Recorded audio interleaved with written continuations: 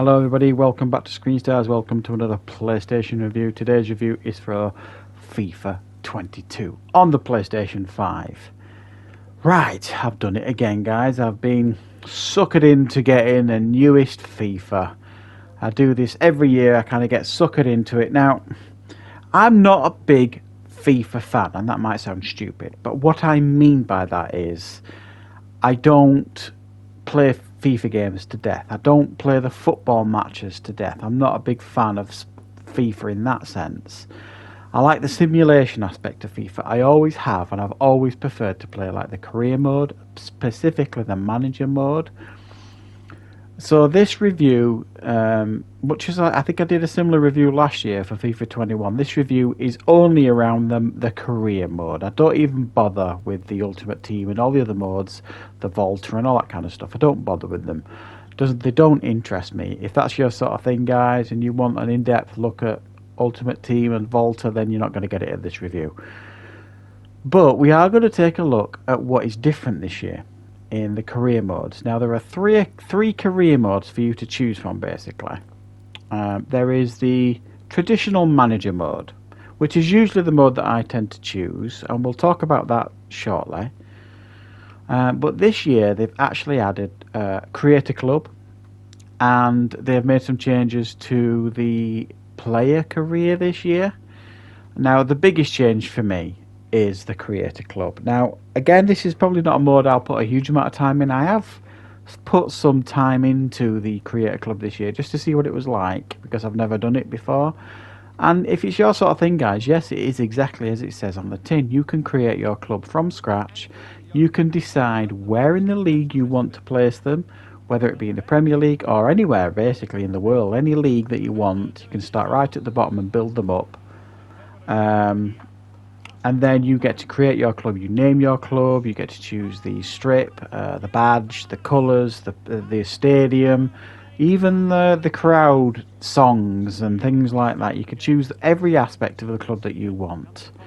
And then once you've done that, you are then let loose into the Creator Club. And from that moment on, really, other than the fact that your team is essentially full of unknowns, and you get to choose what kind of team you want, whether you want an aging team or a youth team, whatever sort of team you want.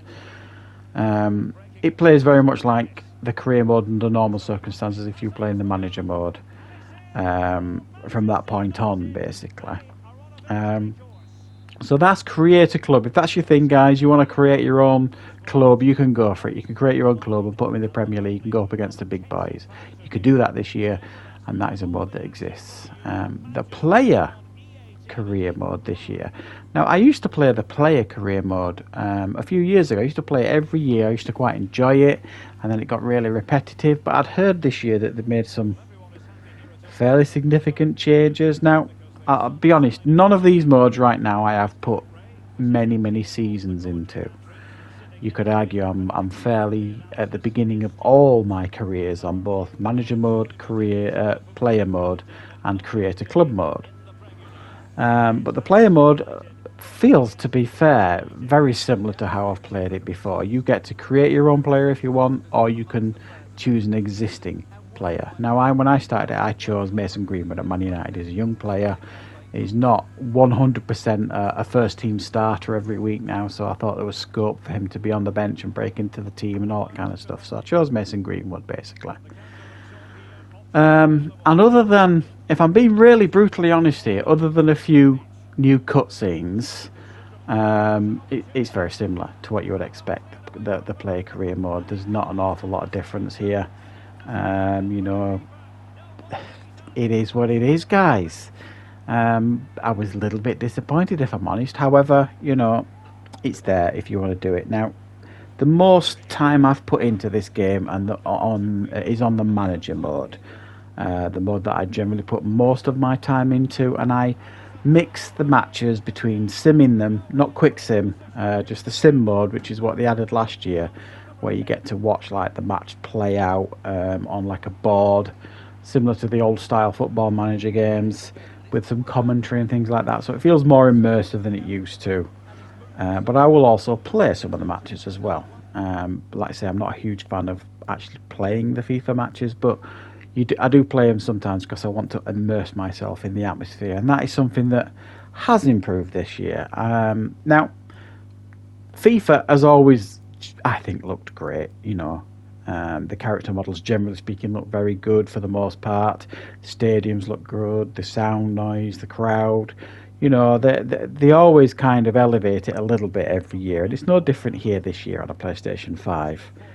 If I'm being brutally honest once again, is the difference between FIFA 22 on a PlayStation 5 and FIFA 21 on a PlayStation 4, is the difference night and day?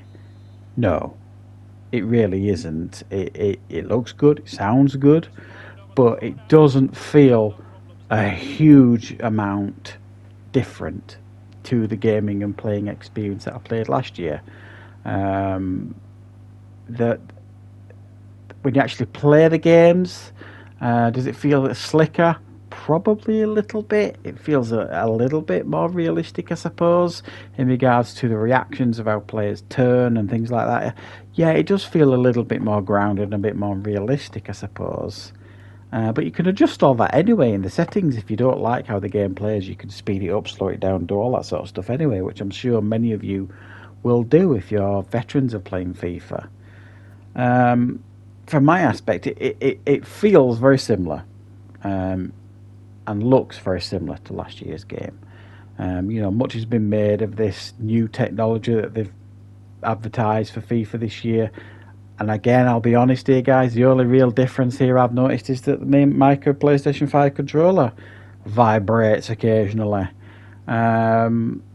If that's what they call, next gen immersion, I suppose, fair enough, EA. Call it what you want, but for me, it's not overly impressive. So it sounds like I'm really criticising this game, but what I would say to you guys out there, if you're considering getting this new FIFA, is wait for a sale. It ain't worth the Ultimate Edition price I paid to be able to play this 4 days early. It's just not worth it, guys. I've kind of done it so I can have a look at all these modes and try and get a review up early for you guys. I took the bullet for you. Don't do it. Wait for a sale. Give this game a couple of months, and by Christmas you'll get it much cheaper. But you know what you're going to get. If you've played FIFA, and you've played a lot of FIFA over the years, this game will feel immediately comfortable to you in regards to its aesthetic, the way it looks, the menu layout. There's very little that's going to stump you here in regards to how the game looks and plays. It's FIFA at the end of the day, and it is a game that will... I don't know. I don't really know what they need to do to this game to overhaul it. I'd love to see a really proper management game here where you can actually watch the matches or have a real immersive football manager experience with it. That's what I'm hoping for every year when we never get it. But for those of you out there that really do enjoy the FIFA games, or if you're wondering if this is the year to really give it a go on, these new gen consoles, PlayStation 5 and what have you, no, don't pay the full price for it. It's playable certainly, and it's good fun to play, but it is not worth full price, I wouldn't suggest. So I'm going to give it 7.5 out of 10. That's because there's nothing wrong with it. Everything works fine, looks good, sounds good, but it's very much more of the same, I think, in my book. There probably are more in-depth videos out there, these FIFA dedicated channels that might give you some more in-depth analysis, but from the ones that I've watched, they also tend to be, I think, a little bit biased because it's their bread and butter in regards to the game for their channel, if you like, as well. So it is what it is. It's certainly playable, but at the end of the day, it's FIFA, and it's what you get every year. So I hope you found this review useful, guys. Thank you very much for watching.